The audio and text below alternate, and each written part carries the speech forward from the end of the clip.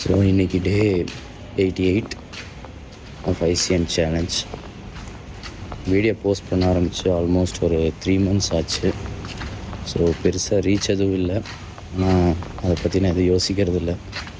So கன்சிஸ்டண்ட்டாக போடணும், அவ்வளோதான். ஸோ இப்போல்லாம் பார்த்தீங்கன்னா ரொம்ப டயர்டாக தான் சுற்றிட்டு இருக்கிறேன் ரெகுலராக. ஏன்னா லோ கார்பில் இருக்கிறேன். இதான் ஃபஸ்ட் டைம் என்னோடய பாடி பில்டிங் ப்ரிப் பண்ணுறது. ரொம்ப டஃப்பாக இருக்குது சொல்லப்போனால். ஈஸியாக இருக்குதுன்னு நினச்சேன்.